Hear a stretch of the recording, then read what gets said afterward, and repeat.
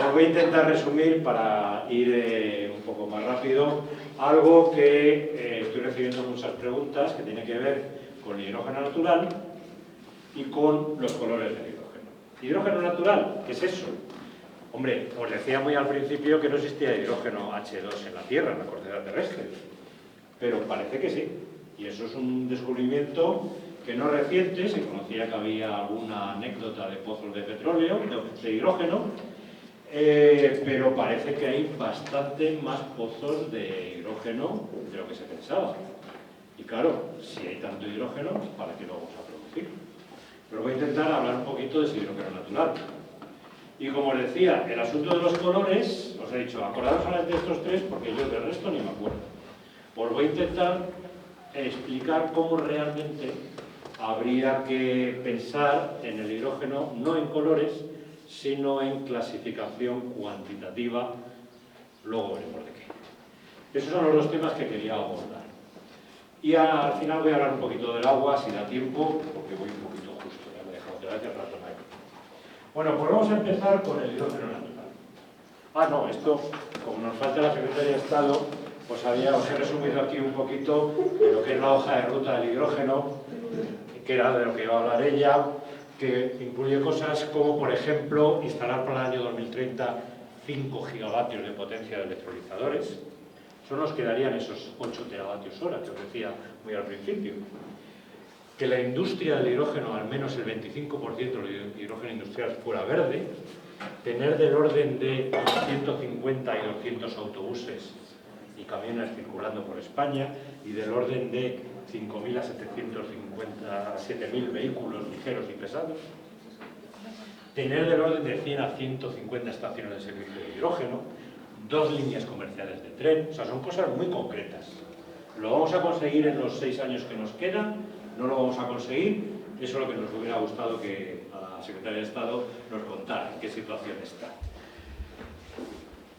Hay un censo de proyectos que estamos elaborando en la Asociación Española del Hidrógeno, de los proyectos que se están desarrollando en España, precisamente para ver el estado de esa producción. Entonces os dejo aquí el enlace en la página web de la asociación para ver esta página interactiva de proyectos de TRL7 superior, que son los que tenemos por ahora, TRL3 o superior, que son los que se están recopilando ahora información, o incluso más adelante, incluso proyectos de TRL0. Bueno, 0 no, porque eso es la idea escrita en un papel. No creo que la gente vaya a reportar eso. Bueno, pues esto es un poco resumen de la charla que no habéis escuchado, que por lo menos os he intentado resumir de una manera muy rápida lo más importante. Pero yo os había prometido hablar del hidrógeno natural. Voy a pasar un poquito de esta, que es un esquema que ya os he contado. Y ahora hemos pasado. Y os voy a hablar de la anécdota. La anécdota, hasta hace poco, era este pozo que había en Mali. No sé si se pronuncia Bourekebou o algo parecido. Es un lugar de Mali donde efectivamente había indicios de un pozo, porque salía hidrógeno todo el rato, se vio que era hidrógeno, pero desde el siglo pasado se conocía que existía este pozo. Lo que ocurre es que, por ejemplo, en este artículo, que es del año 2018, se ha cuantificado de una manera más precisa en qué consiste ese extracto geológico y cómo se extiende por toda esa zona de África. Y realmente se extiende, como veis, aquí tenéis el pozo, que se conocía desde hacía mucho tiempo, y los extractos geológicos, que fijaros que están a una profundidad del orden del kilómetro o poco más, mucho más arriba que a lo que se encuentra actualmente en los pozos de petróleo, con lo cual es más fácil de extraer, se extienden en un área bastante grande. Entonces puede que no sea anecdótico, puede que ese se conocía porque tenía fugas muy evidentes hacia afuera y se empezó a conocer, pero es probable que existan situaciones geológicas muy parecidas en otros lugares del planeta. Este artículo, ya os he dicho que es del año 2018, pero desde hace más de 10 años se está mirando en qué lugares del planeta se dan estas circunstancias. Y había lugares, por ejemplo, esto en Brasil, esto en Australia, donde existían estos círculos que llamaban círculos de hada, que eran lugares donde no crecía nada. Y se han dado cuenta que es que eran lugares donde hay emanaciones menos grandes que las de Mali, pero emanaciones continuas de pozos de hidrógeno que había debajo. Y se han encontrado todos estos puntos que veis aquí como situaciones posibles donde existan pozos de hidrógeno que se pueden explotar. De hecho, los azules, incluidos uno que hay en Aragón, luego en la mesa de debate de la tarde posiblemente hablaremos, porque la Fundación de Hidrógeno Aragón tendrá más datos, donde existen perspectivas de explotación comercial, no quiere decir que se esté explotando. Esos azules son perspectivas por ahora, no son explotaciones reales. Y ya lo que ha sido muy definitivo fue que a principios de este año, en febrero o marzo, creo que fue esta noticia, que la US Geological Survey, que es una de las instituciones americanas de investigación, en este caso de geología, hizo un estudio que cuantificó la cantidad de hidrógeno en pozos en todo el mundo del orden de 5 trillones de toneladas en total. Son trillones americanos, ¿eh? Ya sabéis que los trillones americanos son nuestros billones con B. O sea, cuantificado 10 elevado a 12 toneladas de hidrógeno en total. ¿Eso es mucho? ¿Es poco? Bueno, pues ellos, haciendo esa estimación, calculaban que, poniendo que algunas partes sean inaccesibles, podríamos tener un suministro de 500 millones de toneladas al año durante centenares de años. Eso es mucho hidrógeno. Ahora lo cuantificaremos un poquito mejor. Entonces, si hay tanto hidrógeno, ¿por qué vamos a producirlo? Si ya lo tenemos, vamos a buscarlo, ¿no? ¿Cómo está cuantificado? Pues es que el problema es que hay dos maneras de cuantificar ese hidrógeno. Podemos cuantificar, o sea, las estimaciones para cuantificarlo pueden llegar a máximas, que son las que han utilizado en este estudio, que por cierto no está publicado todavía, son noticias solamente, que son extrapolaciones de pozos conocidos. O sea, uno dice, vamos a ver, se conoce muy bien el de Mali, se puede cuantificar lo que hay y unos cuantos más. La cantidad que hay en el pozo. Entonces, pongamos que haya todos los pozos que he puesto en el mapa anterior, pues si cuantificamos, fijaros, ya no son 500. Hay datos, según la bibliografía, que llegan, los números más altos, a 1.000 millones de toneladas al año de producción, sacando durante centenares de años el hidrógeno de esos pozos. Pero claro, pasa lo mismo que con el petróleo. Si lo vacías, se acabó. La gracia es que, a diferencia del petróleo, aunque hubo teorías hace tiempo de que el petróleo se estaba generando constantemente, en el caso del hidrógeno sí que hay evidencias de que esa generación sí que se produce. O sea, cuando tienes un pozo de petróleo no es porque se haya acumulado hace millones de años, ahí está, sino porque se está produciendo continuamente hidrógeno. Entonces, si uno lo que hace son estimaciones, que ya son mínimas, sobre vamos a extraer solo lo que se genera, la generación, eso como veis baja a 23 millones de toneladas al año. Ya no es lo mismo, ¿eh? No es lo mismo explotar pozos hasta que se agoten, sean durante cientos de años. Recordar que tenemos varios miles de años nuestras generaciones futuras por vivir.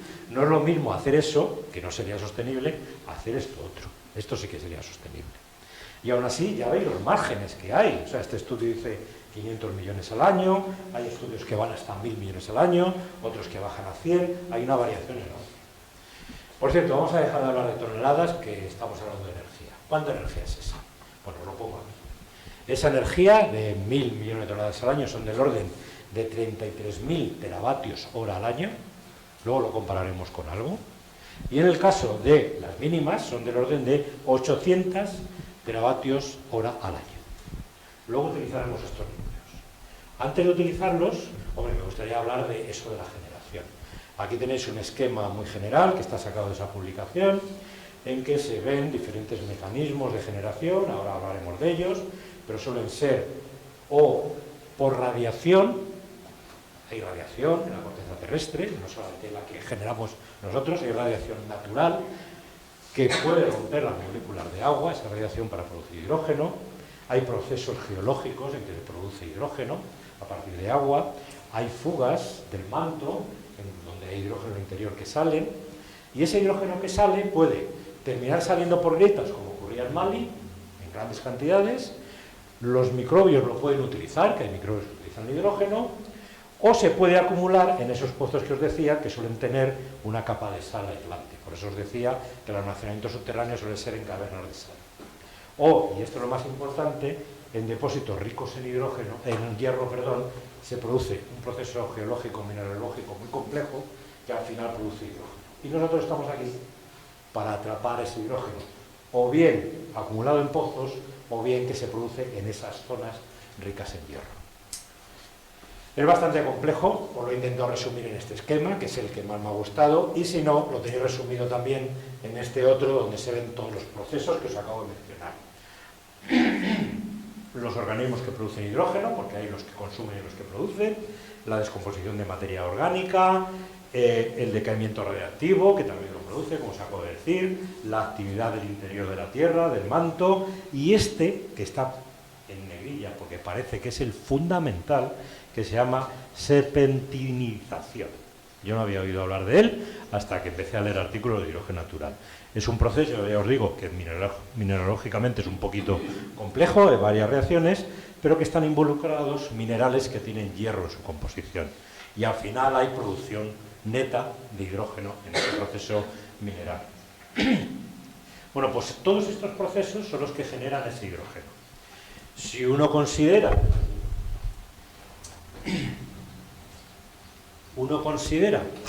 la suma de todos los pozos que hay en el mundo, extrapolando, uno tiene esas cifras enormes de hasta 1.000 millones de toneladas al año. Si uno considera solo ese hidrógeno que se genera, sin consumir el que está atrapado, entonces la cosa baja a esas otras 23 millones de toneladas al año. Vamos a ponernos en el futuro, vamos a ir al año 2050. En el año 2050 lo que esperamos es que todas nuestras fuentes estén basadas en energías renovables y nuclear. Lo siento, pero la nuclear parece que está volviendo a surgir. Entonces vamos a imaginar un mundo en el que existen renovables que se usan directamente, existe energía nuclear que se usa directamente y que después, para otras aplicaciones donde la electricidad no llega, tenemos que producir biocombustibles a partir de la biomasa, tenemos que producir electricidad, por supuesto, para distribuirla, y aquí es importante, tenemos que producir hidrógeno, que como os he comentado antes, también es la fuente para los combustibles sintéticos, los llamados e-fuels en electricidad. Pero si teníamos hidrógeno natural, toda esta parte no sirve para nada, porque ya tenemos hidrógeno natural. Vamos a suponer que en este año 2050, en el mundo, lo que necesitamos para seguir con el ritmo actual sea exactamente la misma cantidad que utilizamos actualmente de energía. 175.000 teravatios hora al año. Eso más o menos, en números más o menos redondos, es lo que necesitamos al año hoy en día. Vamos a suponer que no vamos a seguir creciendo lo bestia, que nuestra eficiencia energética va a ser mejor, que no vamos a seguir creciendo porque la población también puede que disminuya para el año 2050. Estoy haciendo muchas suposiciones, pero para utilizar un número vamos a utilizar que en el año 2050 sigamos con la misma cantidad de energía que usamos actualmente. Se prevé que para complementar todo esto que veis aquí, el hidrógeno necesario sea del orden de, unos estudios dicen del 10% y otros del 20 y tantos por ciento. La horquilla varía en ese rango. O sea, de toda la energía que se produzca en el mundo, va a ser necesario para apoyar a esta última frontera que yo mencionaba, del orden de un 10%, un 20 y tantos por ciento de esa energía va a ser hidrógeno. ¿Qué significa eso? Pues ahí tenéis, comparado con las estimaciones de antes. Estas son las estimaciones que os decía antes. Si nos vamos a máximos maximorum, tenemos 33.000 teravatios hora de hidrógeno de los pozos. Eso es el 20%, que es justamente del orden de lo que vamos a necesitar. Si eso fuera verdad, evidentemente la generación de hidrógeno tendría poco sentido. Pero si vamos a un escenario más sostenible, en el que solamente usemos el hidrógeno que se genera y no todo el que haya acumulado, entonces ahí tenemos solamente un 0,5% necesitamos producir. Y ya os digo, estos son estimaciones actuales de algo que está en este momento empezando a cuantizarse. Entonces lo que no podemos decir ahora es, bueno, como hay hidrógeno natural, vamos a olvidarnos de la generación, porque es muy probable que si queremos que eso sea sostenible, no tengamos bastante hidrógeno natural para cumplir todo el hidrógeno que necesitamos en un escenario del futuro en el que, como digo, he mantenido la cantidad de energía que utilizamos ahora. Ya sabéis que hay gente que piensa incluso en el decrecimiento, que realmente esa energía que usamos ahora es demasiada, que tendríamos que bajar bastante, pero vamos a mantenerlo por lo menos, que nos conocemos el ser humano, que somos muy comodones y es muy difícil que eso se reduzca a una décima parte, que es lo que algunos estiman que tiene que ser de crecimiento, que en lugar de consumir 175.000, consumamos como mucho 20.000. Bueno, pues suponiendo esto, ya para resumir, ya os digo, suponiendo que las estimaciones más altas lleguen a ser verdad, podría llegar a cubrirlo. No nos vamos a arriesgar a hacer eso. Por ahora vamos a necesitar producir hidrógeno porque las estimaciones que yo creo que son más lógicas no van a llegar a esa cantidad que necesitamos de hidrógeno. Esta os la voy a pasar un poquito porque ya digo que voy con retraso. Es un resumen de los diferentes métodos de producción que hay de hidrógeno a partir de combustibles fósiles, biomasa, solar térmica, fotodisociación, os lo he mencionado todos, nuclear, produciendo electricidad, solar fotovoltaica y otras produciendo electricidad. Y estas son los rendimientos en tanto por uno. Aquí tenéis un poco resumidos todos los procedimientos que hay. Pero lo que quiero ir ahora es a los colores. Ya que hemos deducido que vamos a tener que producir hidrógeno, vamos a ver la historia de los colores. Os he dicho que de aquí os quedaréis solamente con el gris, el azul y el verde. Pero hay muchísimos colores más. Aquí os he puesto una paleta de colores, una más de las que hay, porque encima hay paletas que se contradicen. Llaman al mismo hidrógeno con diferentes colores y hay colores que solapan entre diferentes hidrógenos. Yo os aseguro que desde aquí, que no llego a leer las letras, me decís cuál es el rojo o el, creo que pone ahí rosa, y no sé cuál es, claro, no me acuerdo. Nuclear, vale, pero me da lo mismo. Me da lo mismo, ¿por qué? Porque la taxonomía real que se están utilizando en muchos países, o incluso en Europa, en diferentes países, no está basada en colores. Está basada en un umbral determinado de emisiones de CO2. Y la clasificación real es esta. O sea, ¿por qué os van a dar un proyecto de hidrógeno renovable, sostenible, o no os lo van a dar? ¿Por qué el Banco Europeo del Hidrógeno va a poder financiaros un proyecto o no? Se va a basar en esta taxonomía. Y la taxonomía se basa en hidrógeno verde, hidrógeno de bajo carbono, y he puesto hidrógeno gris porque ese es que ni se le considera siquiera en ayudas, ni en un Banco Europeo del Hidrógeno, ni nada parecido. En inglés, Green Hydrogen, Low Carbon Hydrogen. ¿Cuál es el verde? Pues el verde es el que usa energías renovables para su producción. Si no hay energías renovables no es verde, y las emisiones de CO2 son menores de un determinado umbral X de gramos de CO2 equivalente por megajulio de hidrógeno producido. El bajo en carbono no se han usado energías renovables, hay otros sistemas como la nuclear, por ejemplo, y también las emisiones de CO2 son menores que ese umbral. La única diferencia entre los dos es que las emisiones de CO2 son más bajos del umbral, pero aquí se han usado energías renovables y aquí no. Como digo, ejemplo, la nuclear. Y el hidrógeno gris directamente es que superan el umbral. Ya me da lo mismo que hayas usado energías renovables. A lo mejor en el proceso de instalación o el que sea, has emitido tanto CO2 que te has pasado el umbral. Eso ya ni se considera. Lo he llamado gris por llamarlo de alguna manera. Ah, el truco. ¿Cuál es X? La incógnita. Pues depende a quien preguntéis, porque ahora veréis, hay diferentes criterios. Y entre los más polémicos, pues está, bueno, os diré que el rango suele ser entre 28 y 42 gramos de CO2 equivalente por megajulio de hidrógeno, y los criterios varían mucho porque depende, por ejemplo, ¿incluimos el ciclo completo o no? O sea, cuando uno instala una energía renovable, metemos desde que se extrae los minerales que hacen falta para construir los equipos, o consideramos solamente ya el equipo está construido, solamente hay que instalarlo o no. Entonces, hay determinados criterios que utilizan el ciclo completo y hay otros que no. Y después el desmantelamiento, que eso hay que desmantelarlo, hay que reciclarlo. Entonces, todo eso emite CO2. Entonces, dependiendo de a quién preguntes, va a incluirlo o no. Y después, ¿las emisiones de la biomasa son neutras o no son neutras? Pues también, dependiendo a quién preguntes, va a considerar cierta neutralidad del CO2 que emite la biomasa. Os decía al principio que en principio es neutro ese CO2 porque se vuelve a absorber. Pero bueno, hay criterios que hacen que puede que se acumule algo, porque no toda la energía que se utiliza en el proceso de la biomasa viene de fuentes renovables. Se ha utilizado, por ejemplo, un camión para llevar rastrojos de diésel. Pues hombre, lo lógico es que no se utilice diésel, pero ahí hay emisiones de CO2. ¿Y a quién preguntamos? Pues ahí tenéis a las diferentes instituciones a las que hay que preguntar. Básicamente, las que os van a financiar parcial o totalmente los proyectos de petróleo.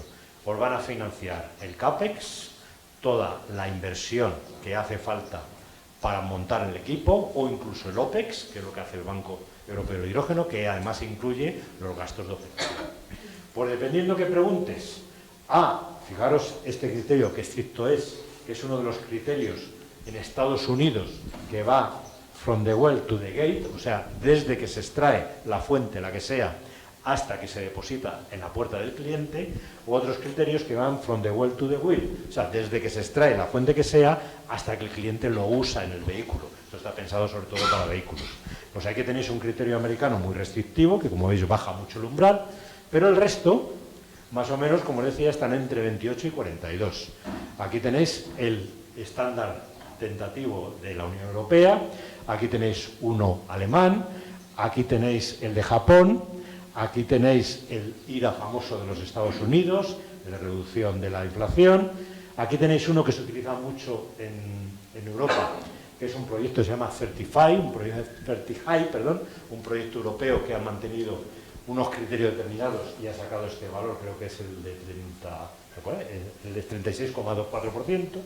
Aquí tenéis el de China, por cierto, y os digo que China también está haciendo esto, aunque parezca que van por libre, y aquí tenéis el de Corea. Entonces, dependiendo de la institución que va a apoyar esas tecnologías de hidrógeno, esos criterios del umbral son diferentes.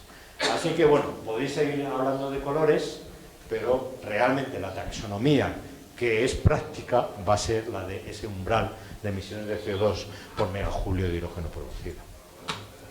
Y ya que estaba hablando de colores, vamos a hablar de colores, y para que veáis la jungla en la que nos metemos.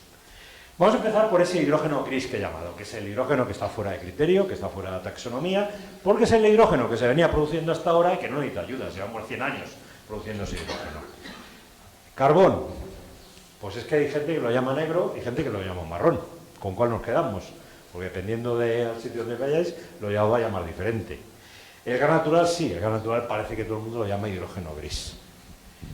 Petróleo y derivados y metanol, yo no lo he visto clasificado muchas veces con colores, pero se acercan más también al hidrógeno gris, con lo cual muchas veces lo meten en el hidrógeno gris. Y aquí os he resumido los procesos de producción. Habitualmente se llama steam reforming, reformado con vapor, porque solamente se utiliza agua y en algunos casos se utiliza en combinación con oxígeno. Pero las reacciones globales son estas.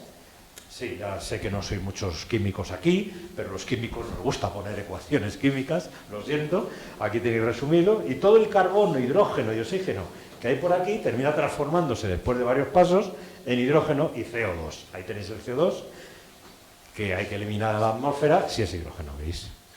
Porque la otra manera de no eliminarlo es pasar al hidrógeno bajo en carbono. Aquí entramos ya en la taxonomía. Entonces, si hacemos lo mismo que en el esquema anterior, pero el CO2 lo capturamos y lo almacenamos en su suelo, que son esas siglas que tenemos ahí, Carbon Capture Storage. Entonces lo que hacemos es acumular ese CO2 en el subsuelo, como os decía al principio. Pero ya no lo estamos emitiendo, hombre, algo se emite, porque es un proceso que no es 100% eficiente. Pero como se emite por debajo del umbral de tantas toneladas de CO2 por megajulio, tantos gramos, perdón, pues tenemos que esto sería un proceso bajo en carbono. No usamos energías renovables, pero estamos por debajo del umbral porque no emitimos CO2. Eso es lo que se llama habitualmente hidrógeno azul. Pero en qué taxonomía es bajo de carbono. Y es la misma taxonomía que cuando con el gas natural hacemos otro proceso, se llama pirólisis, que aquí se llama hidrógeno turquesa, que se produce hidrógeno y en lugar de CO2, como se hace en ausencia ni de agua ni de oxígeno, se produce carbón directamente. Bueno, pues ahí tenemos el hidrógeno turquesa, pero es también bajo en carbono, porque emite por debajo del umbral. Y por fin tenemos el nuclear. Pues yo he visto al nuclear llamarlo rosa, rojo y este que ya creo que es el morado, ¿no? O sea, yo lo he visto de tres maneras diferentes, dependiendo a quién preguntes. Pero es bajo en carbono, es lo mismo. No se utiliza energía renovable, pero está emitiendo por debajo del umbral. Y aquí lo que utiliza, como os comentaba, era la ruptura de la molécula de agua, bien por calor, aunque eso todavía no se aplica, bien por electricidad, que es lo habitual, por electrólisis. Y por fin entramos en el hidrógeno verde. Este es el que utiliza energías renovables y su umbral de emisiones está por debajo de esos 20 y tantos gramos de CO2 por megajulio de hidrógeno. Que tenemos estas energías que producen electricidad, que con electrolisis rompemos la molécula de agua. Esta solar térmica y otras que producen calor, que por termolisis rompemos la molécula de agua. Y por último, la solar directa, que es la que os decía que está más de laboratorio, que directamente iluminando con luz solar el agua y un fotocatalizador, rompemos la molécula del agua. La reacción es siempre la misma, pero utilizamos diferentes fuentes, tal y como os había enseñado en la primera charla. Hay una alternativa al hidrógeno verde. No solamente todo es romper la molécula de agua. También está partir de la biomasa para conseguir bioproductos. Biomasa directamente que se gasifica para producir hidrógeno, biogás que puede venir de la biomasa, otra fuente, por reformado para producir productos, biometano por reformado para producir productos, o bioetanol, aunque lo de bio es una chorrada, porque el etanol se produce todo a partir de fermentación de plantas, pero se llama ahora bioetanol, para reforzarlo, bioetanol que se reforma para producir hidrógeno. Como veis, las reacciones, os lo adelantaba antes, se parecen muchísimo al reformado de los combustibles fósiles, porque es que son moléculas muy parecidas, tienen carbono, tienen hidrógeno, tienen oxígeno. Después aquí hay otras porquerías, como nitrógeno, azufre, que eso complican los procesos, pero al final esas moléculas se hacen reaccionar con agua y CO2 y oxígeno para producir lo mismo, hidrógeno y CO2. Solamente que este CO2 es un CO2 neutro. Dependiendo a quien preguntes de los personajes que he dicho antes, de los diferentes países. Pero casi todos incluyen que ese CO2 sea, al menos en cierta medida, neutro, CO2 que no se acumula en la atmósfera. Por eso se puede seguir clasificando como verde. Y después encontraréis otros tipos con sus diferentes colores, pero que ya no tiene sentido en la taxonomía. Por ejemplo, el hidrógeno amarillo, el mix de la red eléctrica. ¿Y dentro de la taxonomía eso qué es? Pues depende. Un país que tenga 100% renovables será hidrógeno verde. Un país que tenga 100% térmicas será hidrógeno gris. Entonces, amarillo realmente no es una clasificación, es por el hecho de que estás utilizando el mix energético. Hidrógeno como subproducto. He puesto dos ejemplos típicos. La electrolisis cloroálcali, que es mediante la cual se produce el gas cloro, que se utiliza bastante en la industria. Que sí, el hidrógeno es un subproducto. Sale cloro por un lado y por el otro sale una electrolisis que en lugar de oxígeno e hidrógeno sale hidrógeno, perdón. Y el hidrógeno aquí es un subproducto. El objetivo es producir cloro. ¿Qué energía has utilizado para eso? ¿Renovable o no?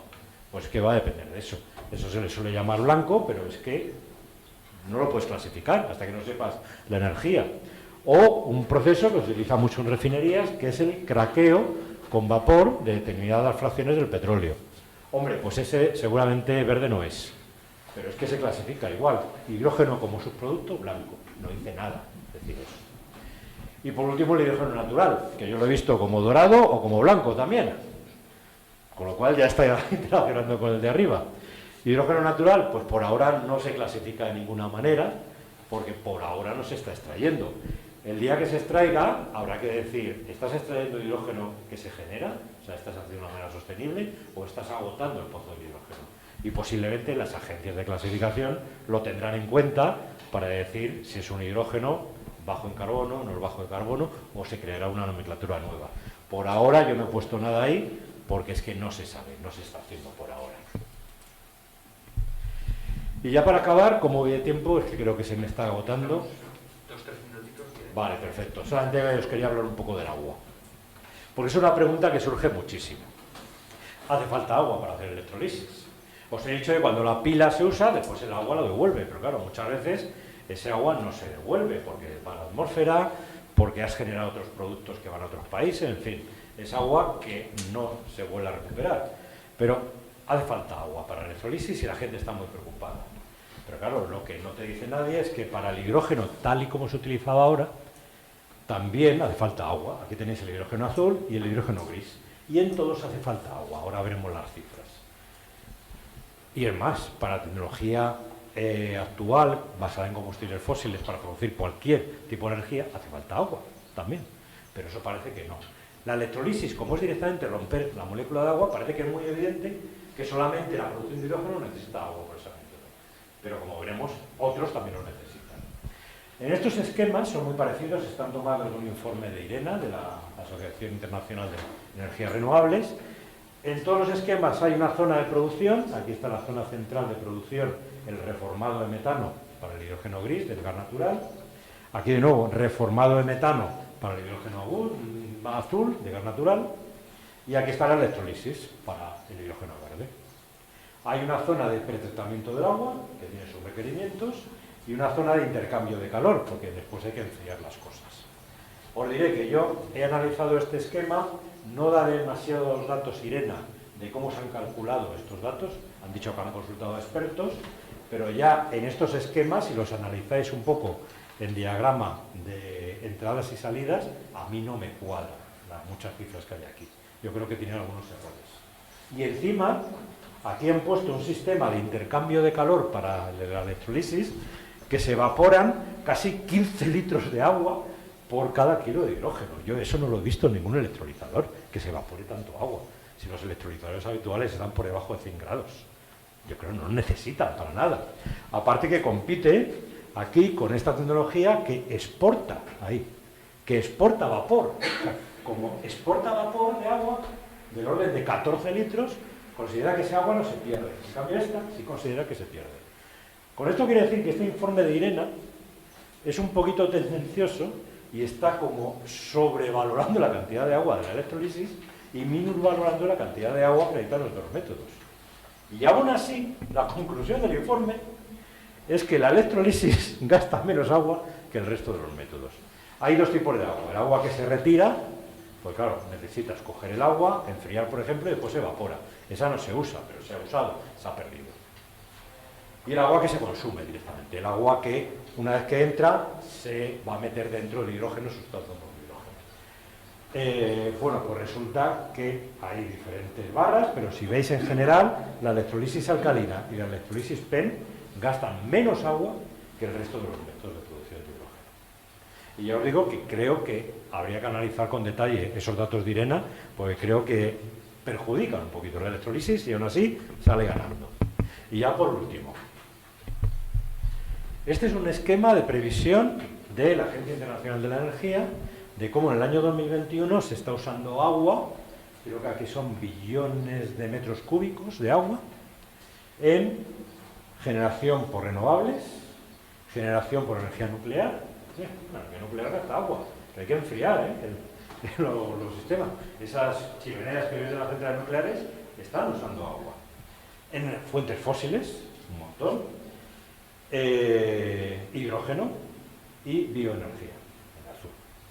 Pues si os dais cuenta, aquí lo que ocurre es que está subiendo la energía nuclear, están bajando las fuentes fósiles, está subiendo la energía renovable, y si dais cuenta, esto baja. O sea, en el año 2021, a una previsión de 2030, se prevé que haya más nuclear, se prevé que haya más renovables, se prevé que haya menos combustibles fósiles, y resulta que el agua que se usa baja, no sube. Es que las energías fósiles también necesitan muchísimo agua. Pasa que siempre, en el caso del hidrógeno, como está relacionado con la electrolisis, que directamente rompe el agua, uno piensa que va a usar muchísimo más agua de la que realmente se utiliza.